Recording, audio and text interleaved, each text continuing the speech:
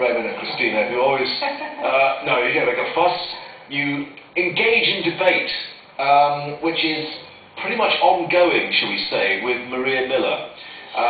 Telegraph first. Miller faces questions over tax on home sale. Now, we're going to rely on your expertise, Rehman, on this, because it's the various regulations concerning a second home, so-called flipping, right, and then if you're exposed to capital gains tax on it. Yeah. Well, I can only go by what's on here. I don't claim for a second home. I commute back and forth from the constituency, so I would not know these rules in depth. But what appears on this paper is that if you have a second home as a Member of Parliament, if that home is then sold, then you should pay capital gains tax on that. 28%. Well, that's what it says on here. And as a result of that, there are certain questions that have arisen in relation to whether the Secretary of State has complied with that. And to be fair to her, she has given a quote on this by saying, in relation to this matter, she will fully comply with rules and regulations as set out by the HMRC. Yeah. However, the Telegraph does point out that there were 3 occasions when the authorities asked her if she was going to actually sign the forms effectively to pay the tax, which would be $280,000, but she made £1 million on the home.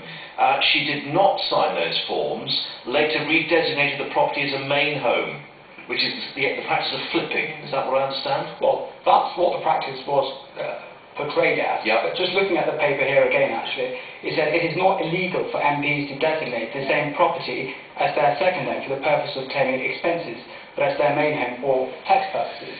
So in relation to that, that's what the rules appear to be. But I suspect people will be seething about this, Christina. Well, I have to say, I remember when the expenses scandal broke, I ended up actually defending MPs on expenses. I went on Sky, I wrote a column and I went on Sky defending MPs because I thought they didn't make the rules. They were in a culture where they were essentially encouraged to claim for absolutely everything you could, and it was generally felt for some reason that they weren't earning enough, even though they earned more than 2.5 times the national average, and therefore that the best way of not creating a fuss about that and topping up their salaries was by claiming for all this stuff. And they were encouraged to do it, they did it legitimately, but so I don't necessarily blame individual MPs, though clearly some, the whole duck house stuff and the bath plug and the biscuits and the porn videos, was not a good idea. But on this, I think, yes, Maria Miller may have been sticking to the letter of the law as it stood, but I don't think that's the problem here. And I'm not particularly in favour of witch hunts, actually. In fact, I wrote a blog about this yesterday, but I think she has just handled this in a very, very high-handed way. Yeah. I think the tone of her apology, I think the tone of her communications, all through this has been very arrogant, and there's been a whole element of bullying. So I think she has. Right. Let's just reflect, Rehman, that perhaps the papers are interested in a witch hunt. If we look at the inside pages of the Mail, page 7. It's indicating there, as it says, the £1.2 million pile Miller bought with proceeds of second home, which of course he's quite entitled to do, but it does appear they are not going to let her go. And we've seen previously, of course, that when senior politicians are targeted by the papers, they become the story effectively, not government policies, and inevitably they have to be dropped at some stage. Well, what I would say is, when you're in public office, you have a level of scrutiny. And if you're higher up in that position as a Minister or a Secretary of State, the scrutiny is even further. And sometimes when you're in that position and you make decisions in relation to sensitive matters, which the Secretary of State has, then there may be a reason why others may want to scrutinise other aspects of one's role and life. And in relation to this, what we have to be very clear on is that nothing, illegal has been done. There was a slip-up. She was ordered after investigation, which was carried out by the independent Commissioner, then passed on to the adjudicators, the Parliamentary Standards Committee, comprised of independent members. And it's an important point to make is this: those independent members on that committee could have given a dissenting judgment, but they did not do that. They went along and agreed with a 30-member panel. So I would have to say, when there is an investigation, it's completed, a decision is made, this Secretary of State has complied with that by repaying it and making an apology. But surely you'd agree that it was the most unapologetic apology we've practically ever heard. 32 seconds, there was not a note of penitence in her voice. It was well, I was about to use unparliamentary language, which I'm probably not allowed to do, but I thought that was a big part of the problem. Was it rather legalistic? It was the language that was totally used? legalistic. Again, Well, with I think expertise on... if I can put it this way, look, every member of Parliament has their own style, how they want to do it.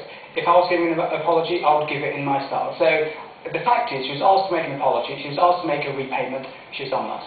However, if we look at the front page of The Guardian, there is still continuing political fallout. PM at odds with top Tories as pressure grows in Miller. Culture Secretary should resign, say party's grassroots members. Now clearly, Prime Ministers don't like to bend to what they have said is blackmail previously by the newspapers, or undue pressure, and that they put great odds on party loyalty and personal loyalty as well. But this isn't just the newspapers. The poll shows that 80% of the public, and that's the difference. This is not a witch hunt from the newspapers. This is public opinion, and people are genuinely really disgusted by this. And I'm sorry, politics, as you know, Rehman, more than anyone, is a very, very tough business. And if you mess up, you pay the price. It's that. I'm not saying she did a bad job. I don't think she necessarily did do a bad job, but I think those slightly veiled threats about Leveson, I know that they came from a special advisor to the Telegraph, they sent out, you don't do that. You don't do that and escape this, I'm afraid. But can I say on that, in terms of the competence and ability of the Secretary of State, I'm not one who knows the Secretary of State that well. You know different ministers to a different level, but she has done a very good job in her portfolio. But what I would say, when we talk about the public opinion and the public opinion saying, that she should go, if we look at it the other way, when we had the issue about MPs' salaries being increased, that was put forward by an independent body, IPSA, not members of Parliament. Yes. The public will say they don't want to go ahead with that, but you have to then take into account that was put forward by an independent body, not MP. Right, let's flip to the other side of the political divide on the independent front page. Miliband to the rescue of the middle classes. Shining light on White Charger? But do you know, Mark, it's interesting, Miliband is now saying, look, he wants to help the middle class. Mr. Miliband, some might... I'm so sorry. I would say the Right Honourable David Miliband. Let me correct it. But it's the reason for why middle class people, income are having a tough time, is as a result of the deficit created by Mr. Miliband and his party, because as a result of that deficit, where we were paying £160 billion a year, we then had to make those austerity decisions, which had an impact on people's lives. Which included higher taxes. Well, I think what we're doing, if you talk about taxes, which affects people on middle income and people on all scales, is to ensure they pay less taxes. That's why we've taken, 3 million people out of taxation altogether, and ensure that 26 million people have a reduction in their taxation. The reason the middle classes are having a hard time is not because of the deficit. The middle classes are having a difficult time because everyone's having a difficult time apart from the very rich, because things are changing in all kinds of global ways, and there are all kinds of factors that it's very hard to fight against. I actually wrote a column for yesterday's Guardian about that the earthquake in employment is about to hit the middle classes. I don't think this is... In what way? Because I think technology, in fact, two economists have written a report, an Oxford Martin report, suggesting that 47% of American employment is under threat by technology. Wow. Now, what happens there is very likely to happen here. Already there was a piece last week about how the founder of Poundland is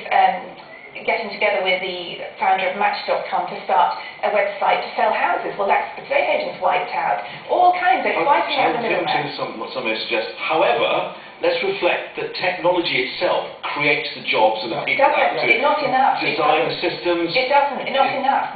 And Amazon is killing off the bookshops. We know what's happened to the music industry. We know what's happened to journalists. Some of us know that quite personally. I think.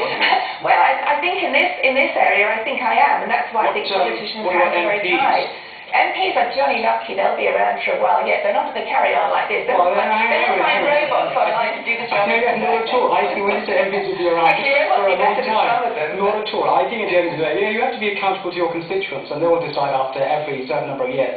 But what I would say on this story is this. When you look at the number of jobs that are created, 1.7 million, if you look at the issue with petrol prices, we haven't gone ahead with the increase on petrol prices pushed forward, which affects middle class people. Council tax has been frozen, which affects middle class people. Childcare costs, support for middle class people has been given. But you put indirectly stamp prices up through the roof. and other people are saying that their tax position, they are squeezed quite badly. However, let's just reflect finally on the Daily Telegraph.